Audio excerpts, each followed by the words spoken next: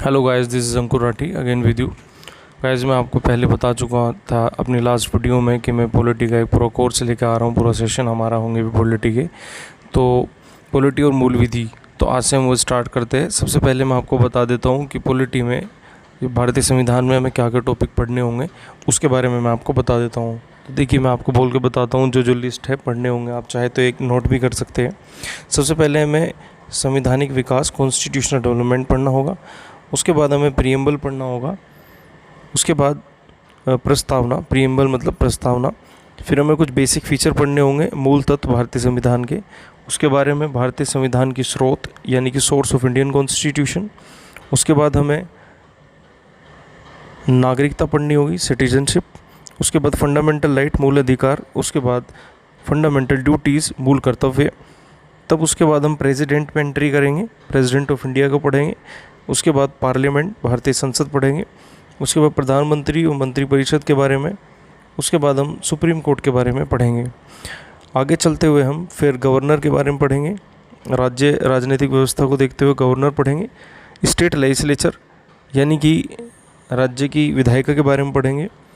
High court के बारे में पढ़ेंगे। फिर पंचायतों की तरफ चलेंगे। उसके बाद हम निर्वाचन आयोग, इलेक्शन कमीशन के बारे में पढ़ेंगे। फिर CAG जो controller and auditor general, Bharat के नियंत्रक एवं महालेखा परीक्षक के बारे में पढ़ेंगे। फिर हम अटर्नी जनरल, महान्यायवादी भारत के, उनके बारे में पढ़ेंगे। उसके बाद UPSC, स्टेट कमीशंस और बहुत सारे कमीशंस के बारे में हम पढ़ेंगे। तो गाइस, सबसे पहले हम स्टार्ट करते हैं। आपके सामने स्क्रीन पे है संविधान का निर्माण यानी कि भारतीय संविधान का जो विकास हुआ, कॉन्स्टिट्यूशनल डेवलपमेंट ऑफ इंडिया पे हम बात करते हैं।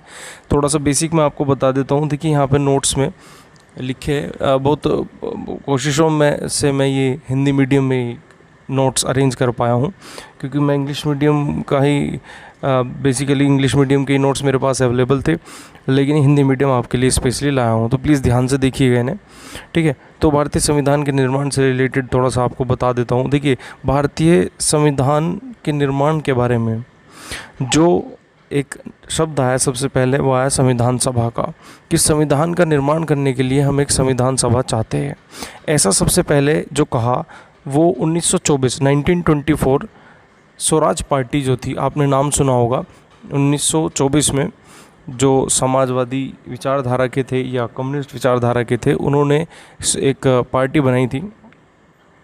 तो स्वराज पार्टी, CR दास मोतीलाल नेहरू जिसके संस्थापक थे, उन्होंने सबसे पहले संविधान सभा का के निर्माण, संविधान को निर्माण करने के लिए संविधान सभा की डिमांड की थी, एक कंसेप्ट दिया था। उसके बाद जब भारत में, आपको पता होगा, थोड़ा सा हिस्ट्री की तरफ लेके जाऊंगा आपको, साइमन कमीशन आए थे 1927-28 में। साइमन कमीशन का मेन काम क्या था? भारत में संवैधानिक विकास या संवैधानिक सुधार करना।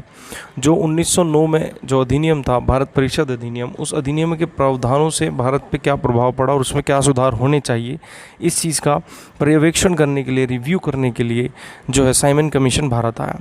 साइमन कमीशन को जब ठुकरा दिया, पूरे भारत में सभी पार्टियों ने उसे ठुकरा दिया, तब साइमन कमीशन ने खुद कहा कि भारत में संविधान का निर्माण करना या संविधान सुधार करना हमसे नहीं हो पा रहा है, ये काम आप खुद करके दीजिए। भारतीयों को खुद कहा कि आप बताइए संविधान में क्या निर्माण होना चाहिए, संवैधानिक विकास क्या होने चाहिए, आप खुद बताइए। तब जाके मोतीलाल नेहरू ने चैलेंज लिया और मोतीलाल नेहरू ने अपनी सभी पार्टियों के साथ मिलकर, खासतौर से कांग्रेस के नेतृत्व में, सबसे पहले मोतीलाल नेहरू ने अपनी नेहरू रिपोर्ट प्रस्तुत करी। इस नेहरू रिपोर्ट में सबसे पहले ऑफिशियली संविधान निर्माण के बारे में, ख़ास तौर से जो फंडामेंटल राइट्स और अदर प्रोविज़न्स के बारे में, संविधान की रूपरेखा के बारे में सबसे पहले इसमें कहा गया। तो ये चीज़ें, हालांकि जो है जो नेहरू रिपोर्ट थी, इस नेहरू रिपोर्ट पे सभी पार्टियों की सलाह नहीं मिल पाई। ख़ास तौर से मुस्लिम लीग जो सेकंड सबसे बड़ी पार्टी थी, उसने इसका विरोध किया, और विरोध करने के बाद ये धरातल पे नहीं आई, ये रिपोर्ट धरातल पे नहीं आ सकी। फिर 1935 का अधिनियम आपको पता होगा, उसके तहत ही भारतीय राज्य व्यवस्था चलती रही। तो कांग्रेस ने 1935 में ही पहली बार भारतीय राष्ट्रीय कांग्रेस ने पहली बार संविधान निर्माण हेतु संविधान सभा की गठन की मांग की थी 1935 में ऑफिशियली, जो इसके सेशन होते थे उसमें। ये लाइन ऊपर लिखी भी है, तो बेसिक मैंने आपको बता दिया। संविधान सभा का गठन देखिए किस तरीके से हुआ, मैं थोड़ा सा और बता देता हूँ। 1940 में ये थोड़ा और पहले चलते हैं, जब 1939 में यानी कि 1939 में या 1938 में सेकेंड वर्ल्ड वॉर, द्वितीय विश्व युद्ध शुरू हुआ, तो भारतीयों का सहयोग प्राप्त करने हेतु भारत सरकार पर या ब्रिटिश सरकार पर बहुत दबाव था। किसका दबाव था? ब्रिटिश संसद का। इसीलिए सुधार के लिए उन्होंने भारत का सहयोग लेने के लिए कुछ सुधार, एवज में कुछ सुधार के उपाय उन्होंने दिए, जिसमें सबसे पहला आया नेहरू रिपोर्ट 1940 में। नेहरू रिपोर्ट नेहरू रिपोर्ट नहीं, नेहरू रिपोर्ट 1927-28 में 28 में आई थी।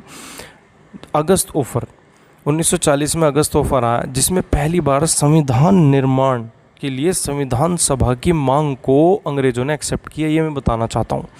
जो 1935 में, जो आपके सामने यहाँ पे लिखा है कि 1935 में जो चीज़ें हैं जो बच्चों आपके सामने आपको दिख भी रहा होगा कि जो 1935 में इसमें बात कही गई थी, ये आप देख सकते हैं, जो 1935 में ये बात कही गई थी, तो उस 1935 की इस बात को कब एक्सेप्ट किया गया? ये एक्सेप्ट किया गया बच्चों जो है 1940 में। अगस्त ऑफर जब आया तो 1940 में ये एक्सेप्ट कर लिया गया। क्लियर है? इतनी बात समझ में आई। तो उसके बाद हालांकि वो धरातल पे नहीं आ पाया, सभी राजनीतिक पार्टियों ने उसको विरोध किया अलग अलग कारणों से। वो आप जो हिस्ट्री का टॉपिक आएंगे, हिस्ट्री के जो हमारे सर जो कोर्स देंगे आपको, वो बताएंगे उसके बारे में। इसके बाद क्या हुआ? इसके बाद क्विट इंडिया मूवमेंट स्टार्ट हो गया। फिर भारतीयों का सहयोग लेने के लिए क्रिप्स मिशन आया, फिर वेवल प्लान आया। तो इसी दौरान जो ब्रिटेन में सरकार थी, जो उस टाइम पे प्राइम मिनिस्टर थे विलियम चर्चिल जो थे, विंस्टन चर्चिल जो प्राइम मिनिस्टर थे, उन पर दबाव था कि भारतीयों का सहयोग लेने के लिए। और इसी दौरान विश्व युद्ध सेकेंड के दौरान जब राजनीतिक उथल पुथल हुई, तो अपोजिशन पार्टी जो सबसे बड़ी लेबर पार्टी थी, उसके लीडर जो क्लाइमेट एटली थे, अपोजिशन पार्टी के लीडर भी थे, उन्होंने दबाव बनाया सरकार पे कि भारत को आज़ादी दी जाए, भारत को आज़ादी दी जाए। और इस आज़ादी के तहत प्रयास भी किए गए। इस प्रयासों के दौरान ही 1946 में बल्कि 1945 में जब ब्रिटेन में चुनाव हुए, तो क्लाइमेट एटली ने अपना आपको प्रधानमंत्री चुनाव के लिए दावेदार बताया और इलेक्शन लड़ा। उसका सबसे बड़ा आधार जो था, वो आधार ये था कि अगर हम आज़ाद हुए तो कॉलोनियल कंट्रीज़ को, जैसे इंडिया है, अफ्रीका में और देश है और सारे देश है, उन्हें आज़ाद करेंगे। इससे उसे बड़ा सहयोग मिला, और सहयोग मिलने के बाद उनकी लेबर पार्टी की सरकार आ गई 1945 के आखिरी में। अब 1946 में आते ही, जैसे कि क्लाइमेट एटली ने घोषणा की थी, तो भारत में संविधान निर्माण के प्रयास शुरू हो गए और 1946 में कैबिनेट मिशन भारत आया। अब यहाँ से आप देख सकते हैं, ये भारतीय संविधान के गठन से आप देख सकते हैं कि आपको क्लियर दिख रहा होगा, यहाँ पे भारतीय संविधान के बारे में मैं बात कर रहा हूँ। तो यहाँ पे आप ये देख सकते हैं संविधान सभा का गठन जो है, संविधान सभा का गठन कैबिनेट मिशन योजना द्वारा नवंबर 1946 में संविधान सभा का गठन हुआ। इस संविधान सभा का गठन हुआ, ये क्वेश्चन आता है संविधान सभा का गठन किस योजना के तहत हुआ? तो कैबिनेट मिशन योजना, कैबिनेट मिशन योजना के तहत संविधान सभा का निर्माण हुआ। ये बहुत इंपॉर्टेंट है बच्चों, याद रखना होगा। इस संविधान सभा में अब क्या हुआ, जो गठन हुआ, इसका चुनाव कैसे हुआ, इसमें सदस्य कैसे हैं, तो मैं आपको बता देता हूँ कि हर प्रांत से दे रखा है, हर प्रांत से रियासतों को उनकी जनसंख्या के अनुपात में सीट की बंटवारा किया गया था और प्रत्येक 10 लाख पर एक सीट आवंटित की गई थी। अब इसमें भी आरक्षण की व्यवस्था की गई थी, क्योंकि आपको पता है 1909 से ही आरक्षण के बारे में भारत में ये व्यवस्था लागू हो गई थी आरक्षण की, और जो लगातार बढ़ती रही 1919 में भी और 1935 में भी आरक्षण की व्यवस्था बढ़ी। तो इसमें 3 कैटेगरी में डिवाइड किया समुदाय को, मुस्लिम, सिख और सामान्य। सामान्य में वो आते थे जो मुस्लिम, सिख के अलावा जो और होते थे, वो सब सामान्य में आते थे। ये कार्य शुरू हो गया। इसमें इसके अलावा देसी रियासतों का प्रतिनिधित्व भी किया गया, लेकिन देसी रियासत के जो रियासतदार थे, रसूखदार थे, जो राजा थे, उन्होंने उन्हें मनोनीत किया कि हमारी तरफ से कौन जाएगा, इसके लिए उन्हें मनोनीत किया गया था। बात समझ में, ये सब आपको क्लियर हुआ होगा। खैर,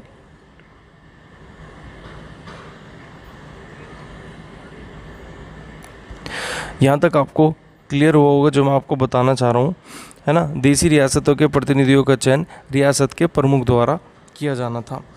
अब यहाँ पे क्वेश्चन आता है, ये बताइए संविधान सभा का जो चुनाव हुआ उसमें सदस्य किस प्रकार चुने गए। तो बच्चों ये बहुत इंपॉर्टेंट है। देखिए, संविधान सभा का जो चुनाव हुआ इसमें पूछा जाता है कि क्या प्रत्यक्ष इलेक्शन हुआ, अप्रत्यक्ष हुआ, या किस तरीके से हुआ। तो देखिए, भारतीय संविधान सभा जो है आंशिक रूप से चुनी हुई थी, और आंशिक रूप से मनोनीत थी या नामांकित की या मनोनीत, जिसे नॉमिनेशन बोलते हैं, क्योंकि देसी रियासतों के प्रतिनिधित्व जो थे बच्चों, वो रियासत के प्रमुख द्वारा मनोनीत किए गए थे। और जो 3 समुदाय से जो आवंटित सीट थी उसमें इलेक्शन हुए थे। बच्चों इलेक्शन भी मैं बता दूं, इलेक्शन में भी क्वेश्चन आया हुआ, बताइए डायरेक्ट इलेक्शन हुआ, इनडायरेक्ट हुआ। तो बच्चों इनडायरेक्ट, अप्रत्यक्ष चुनाव हुआ था। अप्रत्यक्ष चुनाव कैसे हुआ था, जो पहले राज्य होते थे, प्रांत होते थे, उन प्रांतों में जो स्थायी निकाय होते थे, उन स्थायी निकायों से वोटिंग स्टार्ट हुई। उस स्थायी निकायों ने वोटिंग करके जो प्रांतीय प्रतिनिधि थे वो चुने। उन प्रांतीय प्रतिनिधियों ने संविधान सभा के सदस्यों को चुना था। क्लियर है, ये बात समझ में आई होगी आपको।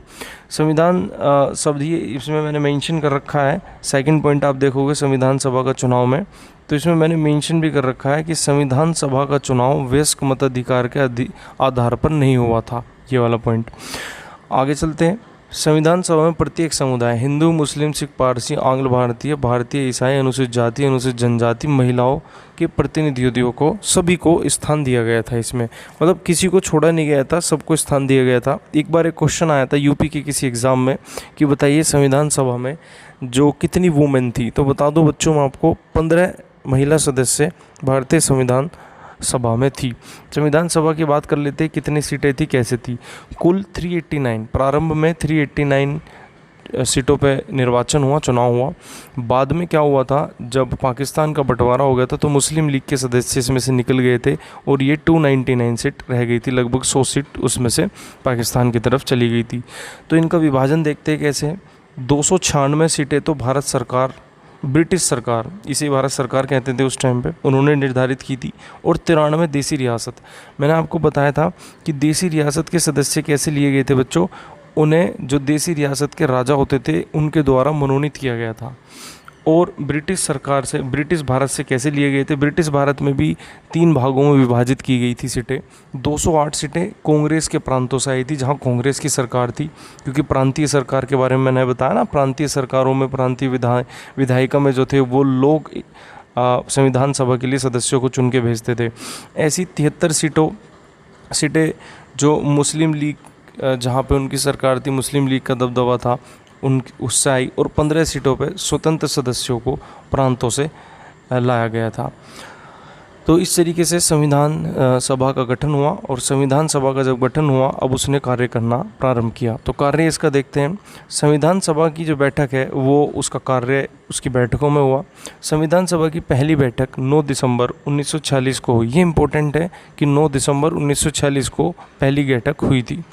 इसमें मुस्लिम लीग ने बैठक का बहिष्कार किया था, हालांकि क्योंकि मुस्लिम लीग जो है पाकिस्तान, ये हमेशा से ही क्या है, मुस्लिम लीग इस दौरान सबका विरोध करने लगी थी आंख बंद करके, क्योंकि ये पाकिस्तान चाहते थे और कहते थे पाकिस्तान से कम कुछ नहीं।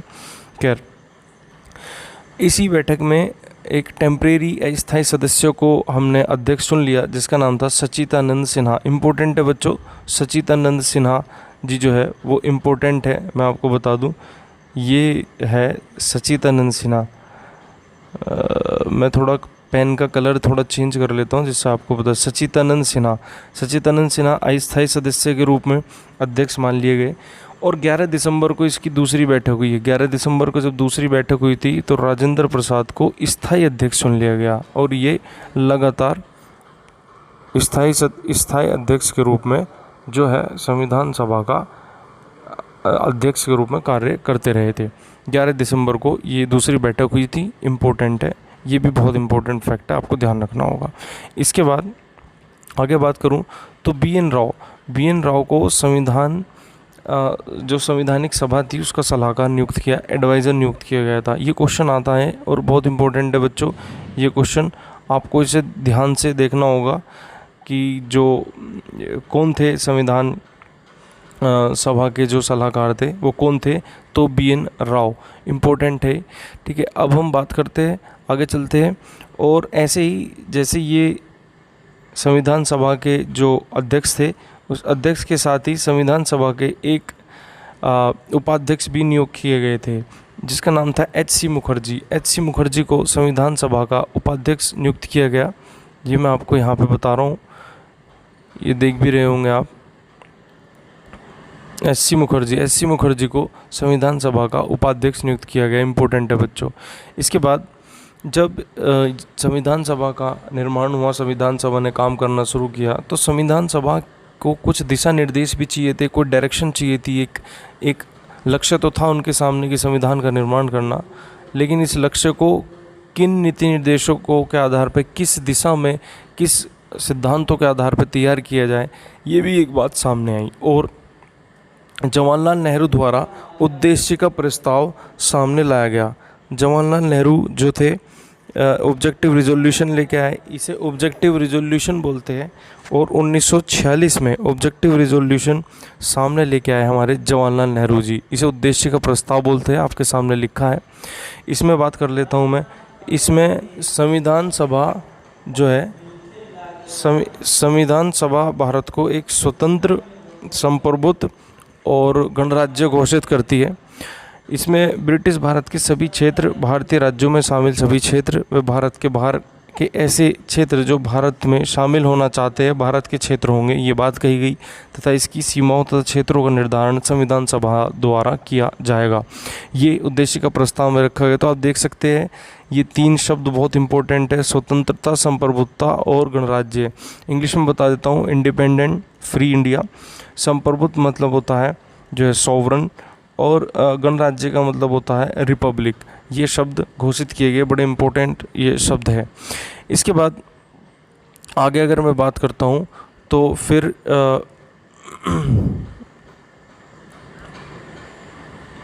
जी आगे बात करते हैं, तो आगे चलते हैं।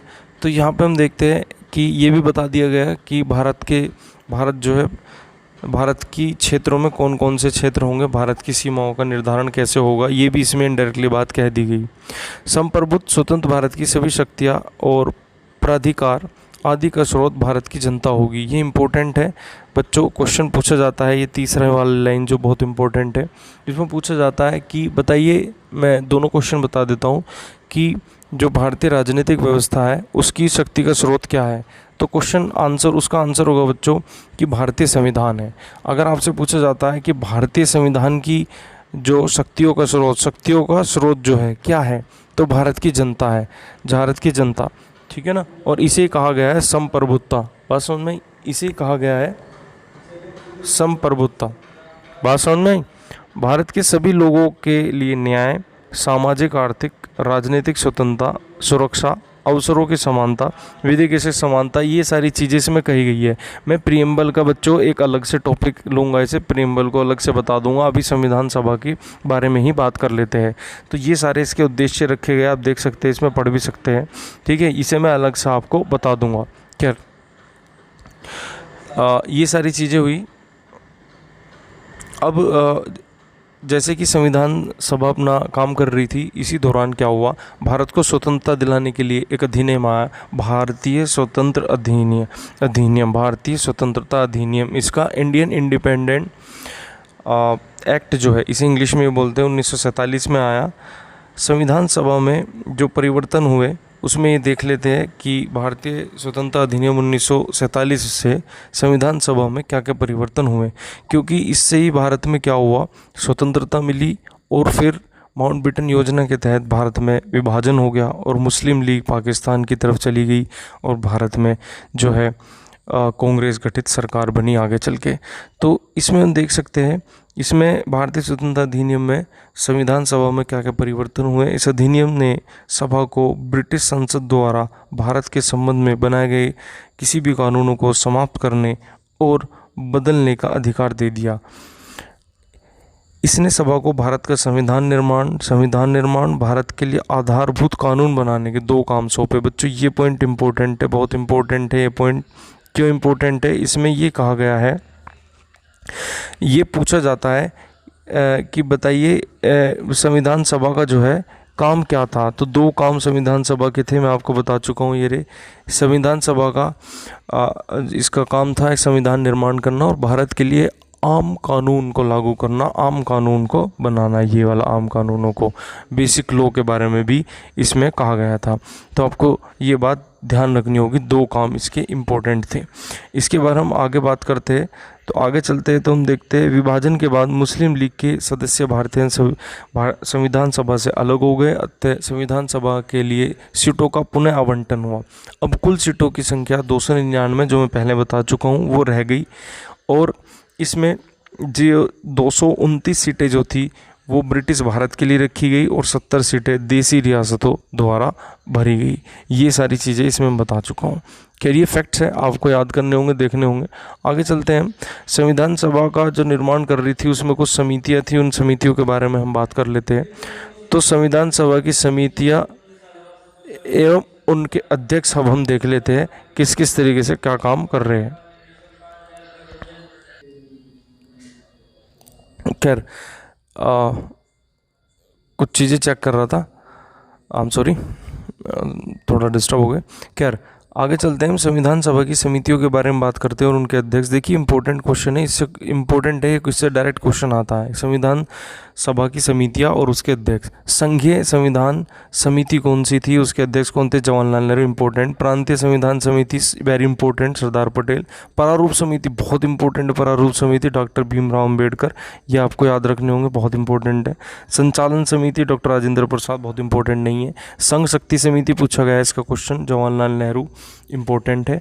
मौलिक अधिकारों एवं अल्पसंख्यक संबंधी परामर्श समिति, इंपॉर्टेंट है, सरदार पटेल। और इस समिति में मैं आपको बता देता हूँ 2 समितियाँ थी।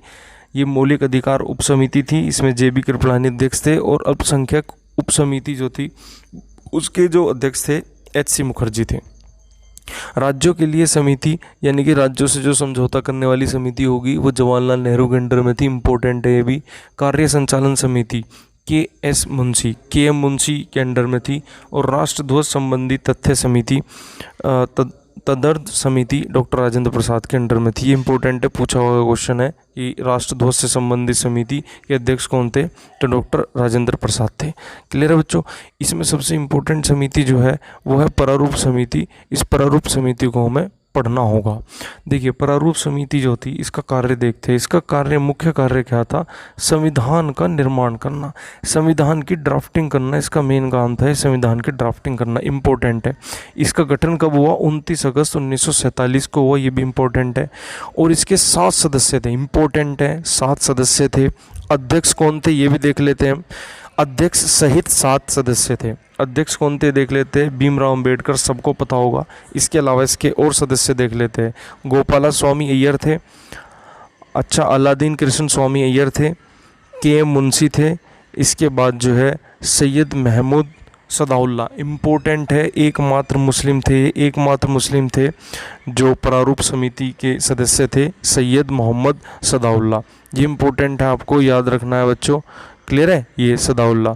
इसके बाद एन माधव राय जो है, जब बी.एल. मित्र ने इस्तीफा दे दिया तो एन माधव रॉय भी इसके सदस्य बने। इसके अलावा टी.टी. कृष्णामाचारी भी बने। इससे पहले खेतान थे, डी.पी. खेतान थे, उनकी मृत्यु हो गई थी, तो उसके बाद उपचुनाव हुए और टी.टी. कृष्णामाचारी को सदस्य बना दिया। इम्पोर्टेंट है, आपने देख लिया होगा, इसे ध्यान में रख लेना बच्चों आप। प्रारूप समिति द्वारा संविधान का पहला प्रारूप फरवरी 1948 में प्रकाशित किया गया। इन्होंने एक प्रारूप तैयार कर दिया। देखिए ये अलग अलग जो समितियां थी उन समितियों ने अपना अपना काम किया और कागज़ ला के इकट्ठे करके किसे दे दिए, भीमराव अंबेडकर जी को दे दिए। भीमराव अंबेडकर जी ने इन सदस्यों के साथ मिलकर उन सारे कागज़ को कंपाइल किया और एक जगह बाइंड किया, जिसे भारतीय संविधान का एक ड्राफ्ट तैयार हुआ, कच्चा चिट्ठा तैयार हो गया। ठीक है, पर इसे कहा गया, और ये प्रकाशित कब किया गया, 1948 में पहली बार प्रकाशित किया गया। जो डॉक्टर भीमराव अंबेडकर ने 4 नवंबर 1948 को संविधान का अंतिम प्रारूप, इम्पोर्टेंट है, संविधान का अंतिम प्रारूप कब दिया गया और पहली बार कब पढ़ा इन्होंने, तो देखिए अम्बेडकर जी ने 4 नवंबर 1948, इस बार पहली बार संविधान पढ़ा गया। ये आने वाले एग्ज़ाम में बहुत इंपॉर्टेंट हो सकता है। हालांकि अब तक ये ज़्यादा पूछा नहीं गया है, और मोस्टली ये पूछा जाता था कि संविधान को कब अपनाया गया और कब इसे अंगीकृत किया गया पूर्ण रूप से, ये क्वेश्चन आते थे। देखिए आ गया देखिए नेक्स्ट लाइन में क्वेश्चन आया, 26 नवंबर 1949 को संविधान को भारत के लोगों ने संविधान अपनाया, ठीक है ना, लागू किया एवं स्वयं को सौंपा। ठीक है, लेकिन ये आंशिक रूप से लागू हुआ था। ऐसा दिन क्यों रखा था बच्चों, मैं आपको बता दूं, 26 नवंबर 1949 को ही संविधान बन के जब तैयार हो गया, तो इसे आंशिक रूप से क्यों अपनाया गया, पूर्ण रूप से इसलिए नहीं अपनाया गया था क्योंकि जो जवाहरलाल नेहरू की इच्छा ये थी कि 26 जनवरी 1929 को पहली बार कांग्रेस के धरातल पर, कांग्रेस के पटल पर पूर्ण स्वतंत्रता भारत के लिए रखा गया था, तो उसे ही कहा गया था पहला स्वतंत्रता दिवस। और इसीलिए जवाहरलाल नेहरू की इच्छा थी कि उस दिवस के अवसर पे हम संविधान को अंगीकृत करें, पूरी तरीके से अपनाएं। तो लागू पूरी तरीके से और पूरी तरीके से जो अपनाना था वो 26 जनवरी 1950 को हुआ। खैर 29 नवंबर 1949 को अपनाए गए संविधान में प्रस्तावना क्या क्या चीज़ें थी ये देख लीजिए। प्रस्तावना 395 अनुच्छेद थे, 8 अनुसूचियाँ थी, और प्रस्तावना को पूरे संविधान को लागू करने के बाद लागू किया गया। ये इम्पोर्टेंट है, आपको याद रखना है कि उस टाइम पे कितने इसमें हमारे जो भाग थे कितने थे और कितने अनुच्छेद थे, आर्टिकल थे। तो आर्टिकल देखिए 395 इसमें आर्टिकल थे, टोटल आर्टिकल 395 थे, 8 अनुसूचियाँ थी, और भाग की बात करूं तो 22 भाग थे। आज की अगर बात करता हूं, वर्तमान में ये भी क्वेश्चन आते हैं, वर्तमान में 465 से ज़्यादा अनुच्छेद है जो लगातार बदलते जाते हैं, ठीक है, बढ़ते जा रहे हैं। उसके बाद 12 अनुसूचियाँ हैं आज के टाइम में, 4 बाद में जोड़ी गई है तो कुल 12 है, और 25 हिस्से हैं भारतीय संविधान के आज के टाइम में। ठीक है, ये बात आपको समझ में आई होगी आई होप। ठीक है बच्चों, इसके बाद हम आगे चलेंगे। तो हमने देखा, अब हम इसके बारे में कुछ फैक्ट देख लेते हैं। संविधान सभा ने 22 जुलाई 1947 को राष्ट्रीय ध्वज को अपनाया, ये भी एक बार क्वेश्चन आया हुआ है, राष्ट्रीय ध्वज कब अपनाया गया। इसके बाद क्या हुआ, संविधान सभा ने 24 जनवरी 1950 को राष्ट्रगान को अपनाया। संविधान सभा ने 24 जनवरी 1950 को राष्ट्रीय गीत को अपनाया। संविधान सभा ने 24 जनवरी 1950 को डॉक्टर राजेंद्र प्रसाद को भारत के पहले राष्ट्रपति चुने गए। तो देखिए 24 जनवरी कब चुने गए, इस चुने गए। ठीक है, 2 साल 11 माह 18 दिन में संविधान सभा की कुल 11 बैठकें हुई, और 24 जनवरी 1950 को संविधान सभा की अंतिम बैठक हो गई। इम्पोर्टेंट है, याद रखना आपको, ये सारी चीज़ें 22 और 24 जनवरी 1950 को हो गई, 24 जनवरी 1950 को। ठीक है, और संविधान सभा की अंतिम बैठक हो गई, और छोड़ दिया गया कि 26 को हम पूरी तरीके से इसे अपना लेंगे। आगे लाइन है, आप देख सकते हो। तो देखिए 26 जनवरी 1949 को संविधान के इतने भाग लागू हुए थे, अन्य अनुच्छेद 26 जनवरी 1950 को लागू हुए, और इसी दिन को हम किस रूप से मनाते हैं, गणतंत्र दिवस यानी कि रिपब्लिक डे के रूप में। पास समझ में, रिपब्लिक डे यानी कि रिपब्लिक वो देश होता है, या रिपब्लिक का कंसेप्ट बता देता हूँ, वो राष्ट्र जिसके राष्ट्र अध्यक्ष को जनता द्वारा चुना जाता है, चाहे वो प्रत्यक्ष रूप से चुना जाए चाहे अप्रत्यक्ष रूप से चुना जाए। जैसे भारत में अप्रत्यक्ष रूप से चुना जाता है भारत के जो प्रमुख है, भारत के जो अध्यक्ष है, भारत के राष्ट्रपति को, ठीक है, भारत के प्रमुख को। तो इस ऐसे देश को रिपब्लिक कहा जाता है, गणतंत्र कहा जाता है। आगे हम बात कर लेते हैं। संविधान सभा में कांग्रेस के प्रभुत्व की आलोचना करते हुए संविधान विशेषज्ञ ग्रीनविल ऑस्टिन ने टिप्पणी की है कि संविधान सभा एक दलीय देश का एक दलीय निकाय है। ठीक है। और ये साथ ही कांग्रेस है और कांग्रेस ही भारत है। इन्होंने कहा कि संवैधानिक सभा ही कांग्रेस है और कांग्रेस ही भारत है और कांग्रेस का ही डोमिनेंस है। इस तरह की कुछ क्रिटिसाइज भी लोगों ने किया है इसे। जो संविधान सभा थी उन्होंने जो निर्माण किया था उसके बारे में ये बात कही गई है। तो बच्चों आज का जो टॉपिक है आज हम यहीं रखते हैं। तो आई होप कि आपको पूरी तरीके से क्लियर हुआ होगा। अगर आप कुछ क्वेश्चन पूछना चाहते हैं तो कमेंट बॉक्स में आप लिख सकते हैं, आप डायरेक्ट पूछ सकते हो, ठीक है ना। एकदम अगर आंसर नहीं आया तो 10-5 मिनट बाद आंसर आ जाएगा, लेकिन आंसर आपको ज़रूर मिलेगा, ठीक है।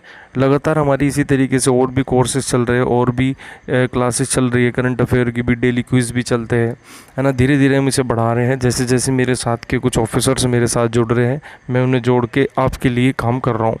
तो इस काम को जिसे करने के लिए आपने मोटिवेट किया है, अब उसे थोड़ा शेयर भी आप कर दीजिए।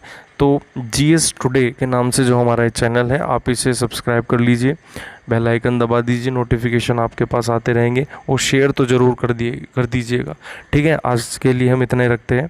नेक्स्ट टॉपिक हम प्रियम्बल या प्रस्तावना देखेंगे, उसके बारे में हम डिटेल से पढ़ेंगे, ठीक है बच्चों। तो आज के लिए इतना ही। Thank you very much. जय हिंद।